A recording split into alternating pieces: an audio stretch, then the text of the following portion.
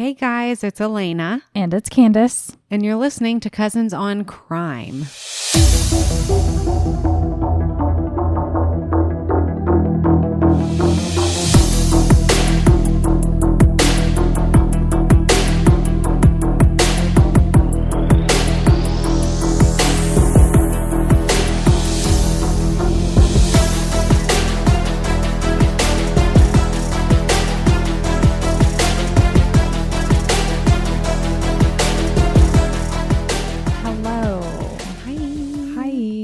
It's hot outside. And you're still wearing long sleeves. I know, well, you keep your house like a refrigerator. I do. That's why. And I appreciate that. Trust me. I appreciate it more than you know. Yes. I just got to say, if you're out there working in the heat, good on you. Thank you. Yes. You're doing the Lord's work. I can't be out in the heat. It's like I'm a flower. I'll just wither. Serious. An unplugged in flower. You know, like a picked flower. But yeah, wow. We go out to our build site and I'm just so thankful for all the hard work that those guys are doing. I just can't even. And they start so early and they because end it's cooler so late. outside. Yeah.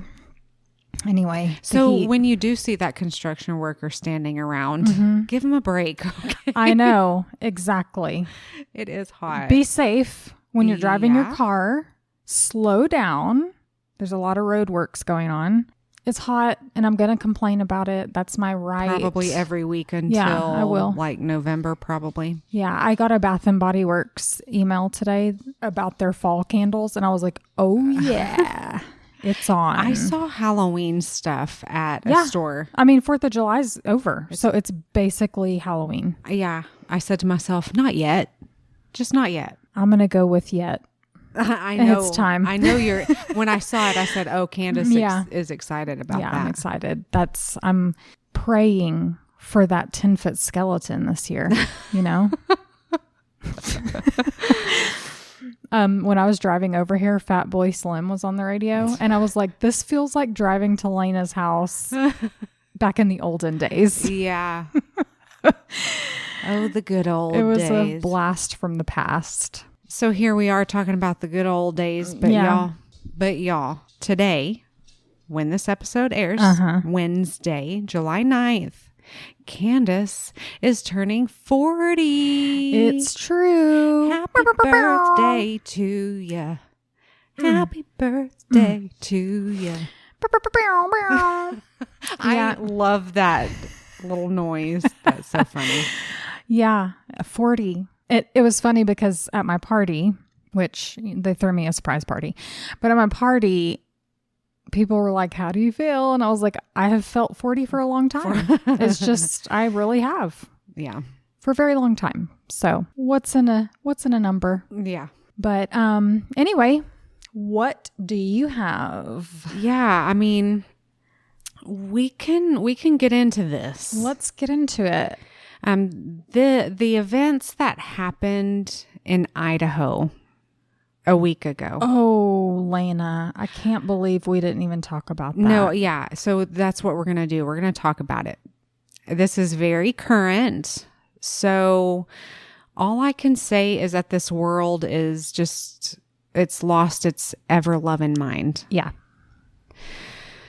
It was Sunday, if you have not heard. It was Sunday, June 29th on the Canfield Mountain in Coeur d'Alene, Idaho. This is a popular recreation area that holds about 25 miles of trails for like hiking and biking. A call came into dispatch about 1:20 p.m. that day with reports of a fire on the mountain. The firefighters who rushed to the scene, they came upon a man and his vehicle, and they asked the man to move it out of the way. I'm assuming the conversation would have gone something like, hey, there's a fire. We need to get to this. You're in dangers. Like you should have just done that because you saw the fire trucks coming. Right. That's procedure, but so, right. But we have to stop and ask you, but okay. So they have this interaction And shortly into this interaction, the man starts shooting at them. Insane. The other firefighters that were still at the trucks took cover behind the fire trucks. The gunfire started around 1:50 p.m. I mean, it seemed like an ambush. They get this call at 1:20, and here it is 30 minutes later, and they're getting shot at. Yeah. 3 firefighters were hit. Battalion Chief Frank Harwood of Kootenai County Fire and Rescue, and Battalion Chief John Morrison of Coeur d'Alene Fire and Rescue. Both of these firefighters were pronounced dead on arrival at the hospital. The third one hit was Dave Tisdall, and he was severely wounded. As Dave was lying there, not able to move, he was able to call out to his team on the radio and inform them of the danger that they were approaching. Oh my gosh. From what I understand, the man shot the 3 men and then ran into the forest and climbed in the trees and continued shooting. Jeez. When I first heard the reporting about what was going on, they were saying that there might be 2 shooters because the shots were coming from different places. But this was speculation. Did you hear anything about all this? I mean, I heard about it, of course. I didn't hear many details coming out about it. And that's one reason I wanted to talk about it, because it was only talked about for a couple days, and then I haven't seen any other report. And I feel like we need to talk about these victims. Yeah. So the sheriff ordered residents to take shelter around the area. Now, the fire was on the mountain. There weren't any homes that were being threatened. I mean, there were homes, like I think he said, on the west end, but... Was it in the grass or in the the trees? Oh, in the trees. Okay. Grass and trees, yeah. I'm not sure if there were any trails that were affected by it, but the homes were away from it. So they were certain that the homes weren't going to be affected, but they did tell them to take shelter just in case. Right. Because we know how quickly it spreads. Wildfires, right. 2 helicopters flew overhead, armed with snipers. A vehicle was found by deputies, the same vehicle that the firefighters approached to ask to move. The deputies had actually pushed the vehicle off of the side of the road into an embankment, so that they in their mind, they're thinking this man could get back to his vehicle and flee. Right. So they're like, we're going to just make that not available. Good thinking. Yeah, that's what I thought. Also good thinking to the guy who was hit on the ground, radioing and warning people. Like, I'm pretty sure I'd just be there bleeding, going, ouch. And he was like, I got to warn everybody. That's his first thought. And amazing. I'll talk about that in here in a little bit. That is so impressive.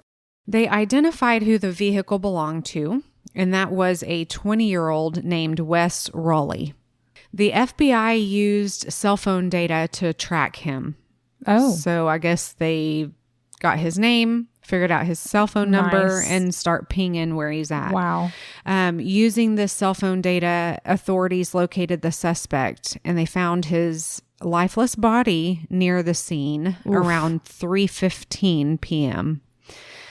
On his person, he had a flint fire starter and a shotgun, obviously the gun he had been using to shoot everybody. But I haven't found a definitive report informing whether he took his own life or if he was shot by the authorities that were firing back at him. But I think the answer is he shot himself. That makes sense, because if they had to ping his phone to find him, right, it stands to reason that there was no movement. Right, exactly. Like, they didn't shoot and he fell out of a tree. He probably did it. Yeah. Coward. Exactly. It was determined that the suspect acted alone, and there was no evidence confirming that there actually was a second shooter. The Kootenai County Sheriff's Office in Idaho held a press conference soon after the devastating event. And Sheriff Robert Norris told the community that Wes Raleigh was born May 1st of 2005. what a baby. I know. Gosh. He had lived in California and in Arizona with his mother and his stepfather. And then when he graduated, he moved to Idaho in 2024. He had only had 5 interactions with police. Like, there was no criminal history. Okay. When you say interactions. So yeah, those interactions was Like due ticket? to like trespassing. Oh. So his car Okay. was parked in front of a person's home and they wanted him to move. Or That's okay. his car was parked in front of a business for too long and they called in police and had him move it. That's a bit strange, I think. Well, so the idea was that witnesses had said that it appeared that he was living out of his vehicle. Oh, okay. And there you go. yeah. And so there were like a couple of other things where people had called for welfare checks on him. Okay. So nothing major. But nothing like... No criminal. Yeah, violent. Right. So, of course, police looked at his social media and found some disturbing posts on course. Wes's social media account. And those posts have since been removed. And I'm not sure if there was a caption, but in this conference, the sheriff held up the picture that was already taken down. He's like, this is what was on there. And it was a picture of him all decked out in camo. His face was blacked out with face paint. And he added the song Hunter by Bjork. Oh no. And so I don't know. I've never heard of that. I've heard of this. Yeah. That's how I think it goes. It is. And I only know that because I listened to it to figure out. I've never heard it before. I've heard of the person, the singer, but yeah. So the song says, if you want to know, part of it says, "I'm going hunting. I'm the hunter. I'll bring back the goods, but I don't know when. You left me on my own to complete the mission. Now I'm leaving it all behind. I'm going hunting. I'm the hunter." Ooh. So to me, that's not really disturbing in and of itself. Like, Right. if you're just looking at it, you're like, okay, he's in camo, he's going hunting. Right. But on reflection, right. what he did, he was In obviously planning hindsight, something. Yeah, exactly. So yes, we can say it's disturbing looking at it from this side. Sheriff Norris said that they had information that Wes grew up in a arborist family. All right. So when he graduated and he moved to Idaho, it was to live and work with his dad in his tree business. Okay. But apparently it wasn't working out because Wes ended up not having a whole lot of communication with his father shortly after moving to Idaho. I don't know if he He just thought he was going to get a job. And I mean, that's hard work. It is. Like, that's hard work. It is. So maybe he tried to do the work. It didn't work out. I don't know all of the dynamics, but that's what I've been told in these reports is he moved here to do that with his dad and it didn't work out. Okay. Well, that's some tough work. Yeah. And if he thought he was just going to work for dad's company and, Well, and so, yeah, you see here, he's got experience climbing trees. He's in Right. the forest. Now it's interesting. Yeah, it is very interesting. So yes, he was living out of his vehicle, and his former roommate, TJ, said that Wes had shaved off all of his long hair, like he had long hair to his shoulders, and he just started kind of going downhill. They lived together for about 6 months in Sandpoint, Idaho, until Wes moved out in January of this year. TJ said that his apartment cameras caught Wes throwing gang signs at them. Oh. Why? Goodness gracious. Yeah, I don't know. He did call police and reported it to them at the time. Well, good. Yeah. At least there's that. The landlord at one time called TJ one morning because neighbors reported that Wes's vehicle had been left running for about 12 hours overnight. Oh my gosh. The explanation was that he just fell asleep in his room and said he forgot about the vehicle. Yeah. I mean, I know some scatterbrain people that might do that. So I've done that before, but my car's a hybrid. Right. So if I don't press the button and put my foot on the brake, it won't turn off. So I've only caught that because I was like listening to something in my headphones and it was connecting to my car. Oh. So it was like it showed on my phone that my headphones were connected to my car and not my phone. And I was like, oh my gosh. Wow. And I realized I did that. But if you have an engine, that just seems a little less likely that you would do that out of, accident. I mean, hey, maybe he was tired. Yeah. I don't know what he did all day, but he just got Climb out of his trees. car. He got out of his car, went in, went to sleep, forgot about it. That's not a big deal to me, but altogether, it's painting a picture. Exactly.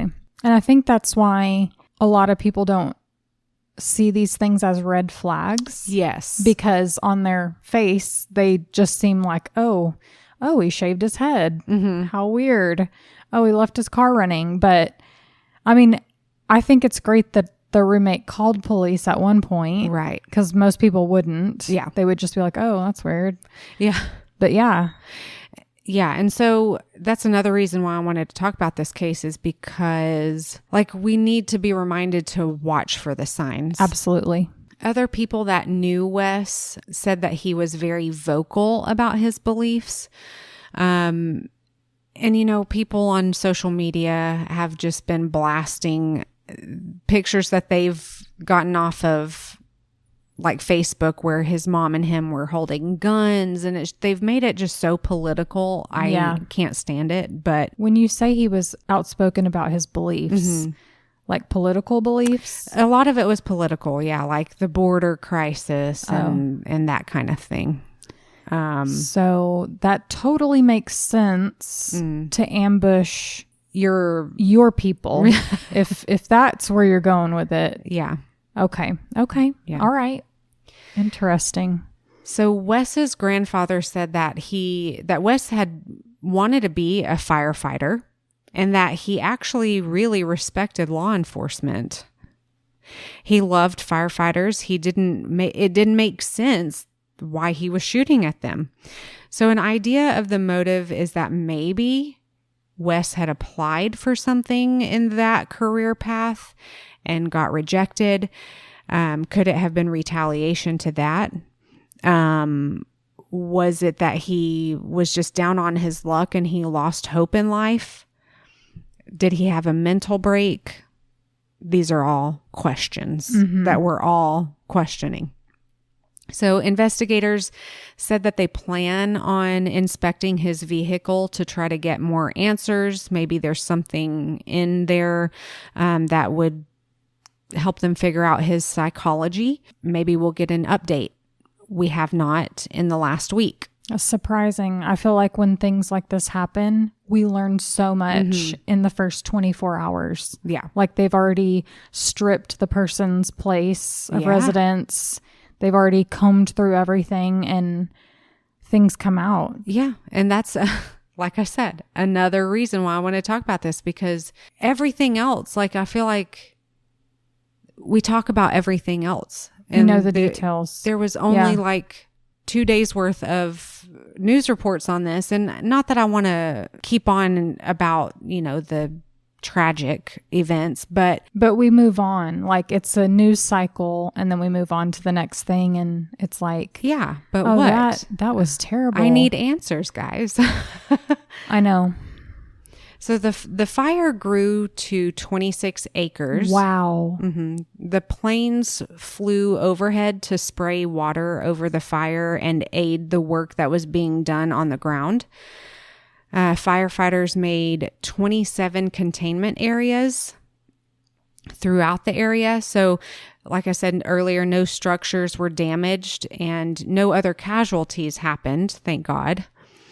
There were people on the mountain that were later able to exit safely. Okay. Just hours after the tragic event, people, along with the fellow firefighters, gathered and lined up along Interstate 90, holding American flags to pay their respects to the 2 fallen firefighters. Jesus. I mean, you say goodbye to your husband, he goes off to work, and you think the worst that could happen is he gets stuck in a burning building. Right. Not that he's ambushed and murdered. Yeah. God almighty. I mean, we think that of police officers, of course. They're putting themselves in. You don't think of. I mean, there's just so many dangers when it comes to being a first responder. I know. And we don't understand that because we're not doing it. And they're keeping us safe where we don't have to worry about that stuff. That's why this is so important to me, because we have brothers in law enforcement and firefighting. And I cried a few times writing this.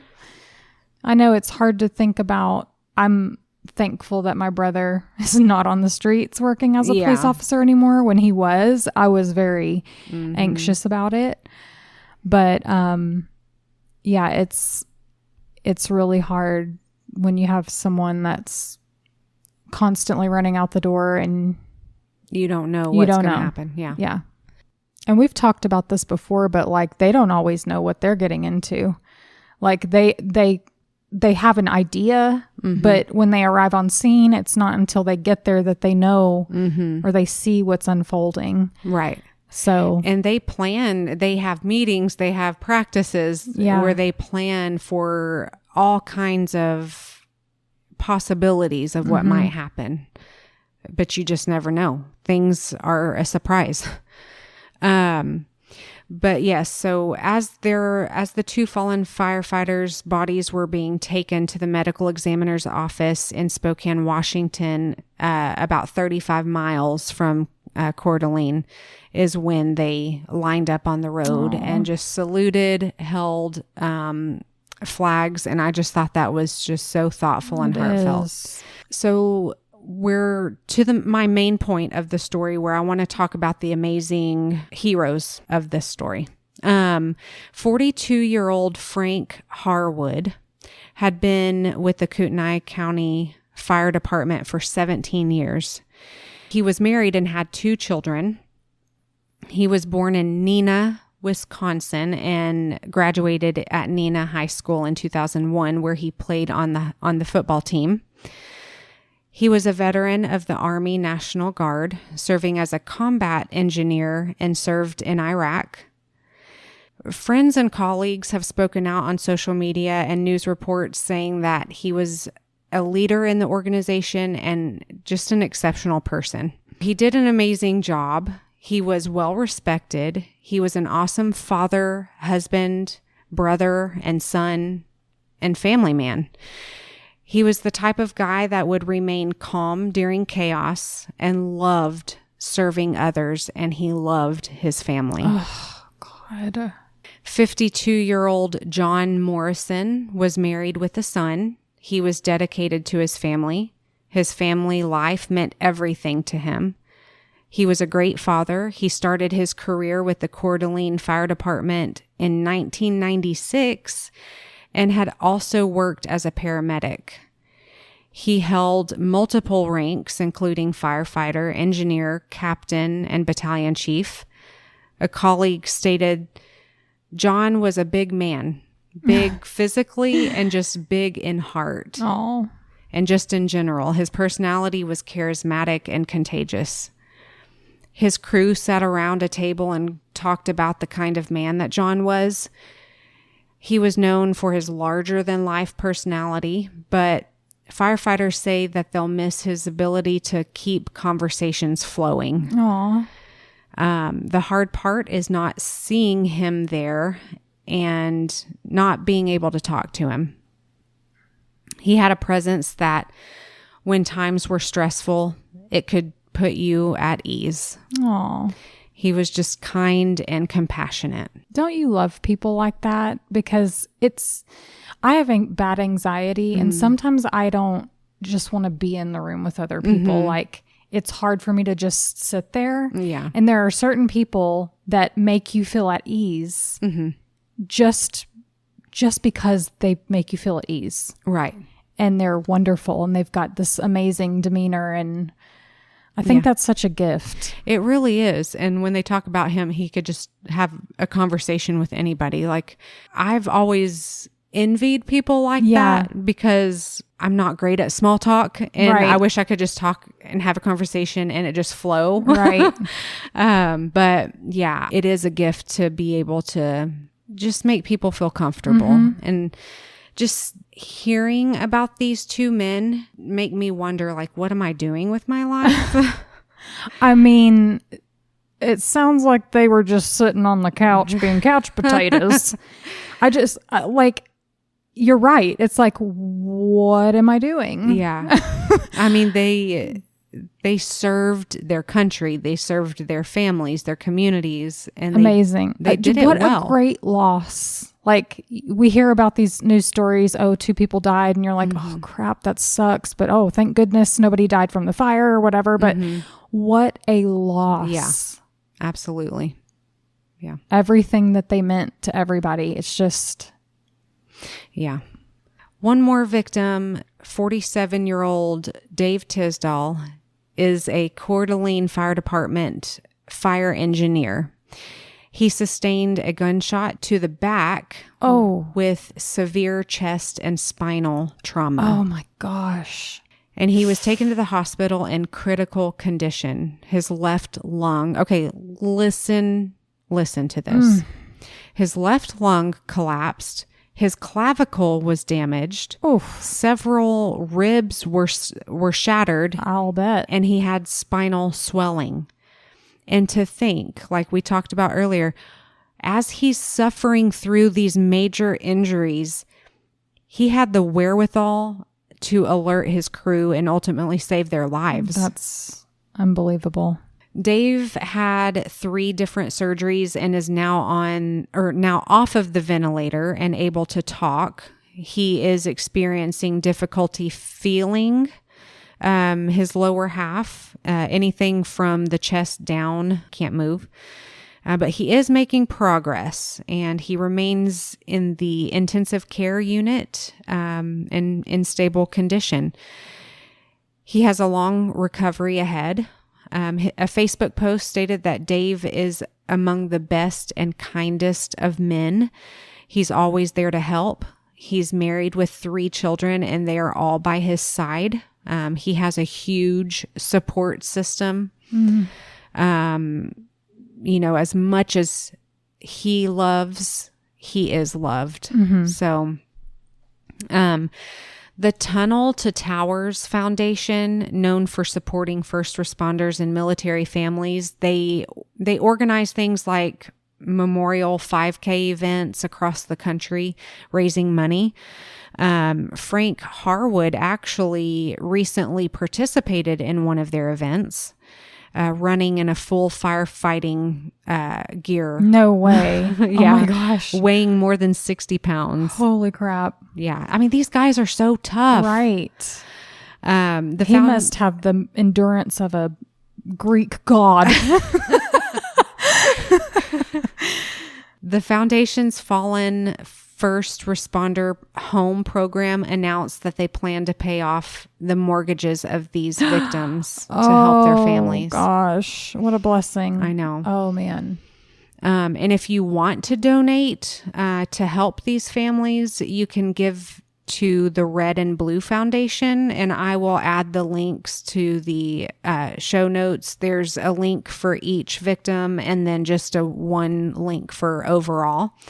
So if you want to give and can or whatever, the links will be there. Even like if it's $5. I mean, I think a lot of times we think, oh, I can't afford to donate. Right. Like my $5 isn't going to make a difference. But if 70 of you, or if 170 of you donate $5, I mean, it can make an impact. Right. So, yeah. And so the tragic events that have gone on within the last week, with the flooding in Texas, they're getting so much help and Right. fundraising. And so I didn't want these firefighters' families to be Right. left out. And And I'm that- sure there's been a lot donated Sure. already, but Right. But let's not forget. let's you know? not forget. Yeah. Yeah. I mean, that's tough because it's like we can't catch our breath from one thing to the next. Yeah. And I've seen a lot of people questioning, why things like this have to happen. And, bad things happen all the time. We don't have an answer for it most of the time. But what I would challenge everyone to do is we were created to serve and help others and love. We are created to love each other. And so if we just be a light and love and serve and help, I think that'll just make the world a better place. yeah. And if half of us could just be and not cause problems, that would help too. Yeah. Just love. love. Chill. Yeah. Be nice. Be kind. Wow. You don't have to be as amazing as Frank, John, and Dave, but I mean, nobody's amazing as them. Yeah, right. So I just cannot imagine. It is senseless. And I'm having deja vu as you're describing this guy, because I'm like 20s, starts doing weird crap. People are noticing, and then he shoots up whatever, or Right. he climbs a building and tries to assassinate Donald Trump. right. Or, it's just like, how many times do we hear this? Yeah. And it's always this guy that's not really connected with his family, doesn't really have friends, parents. Okay. I know that your kid's grown, but your job doesn't necessarily stop. If anything, it gets more important Right. when they're out on their own, making their own decisions. Yeah. And that's not to blame the parents. Both of his parents, his mother and his father, both, and his grandfather, they all posted on social media expressing their condolences to the firefighters and their families, and expressing their confusion on how he got here. Right. So I feel for them too. They lost their son, Yeah. and It's really sad. in a very sad way. But I wanted to talk about it. It's close thanks, to my because heart. So. I didn't know much about it. Like you said, it was in the news for a couple of days, and then we kind of moved on. Yeah. I think also the Brian Koberger thing, that happened. His plea deal thing, didn't that happen right after? Yeah. Yeah. And so all these years we've been waiting to have an answer, and then we get an answer and then it's gone. Like, it's just, I feel totally ripped. We can talk about that another time. But, yeah. my summer's wide open now. So, Okay. well, we'll rest get in into peace to these families. Yeah. I just cannot imagine. And you don't think about people. Like I have a friend who I used to work with who lost her husband last year.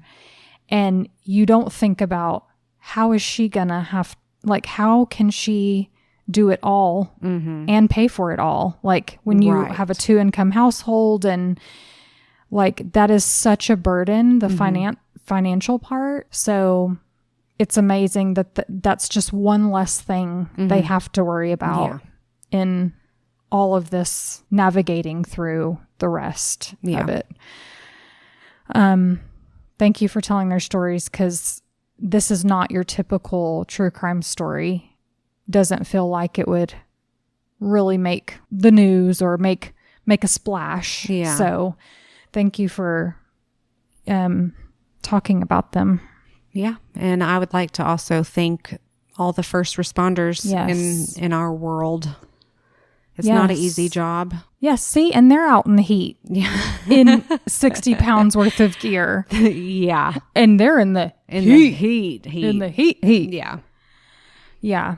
So thank you for all of your service. Thank you if you're a family of a first responder who sits at home clenching their butt cheeks every day that their loved one walks out the door. Because that's so hard.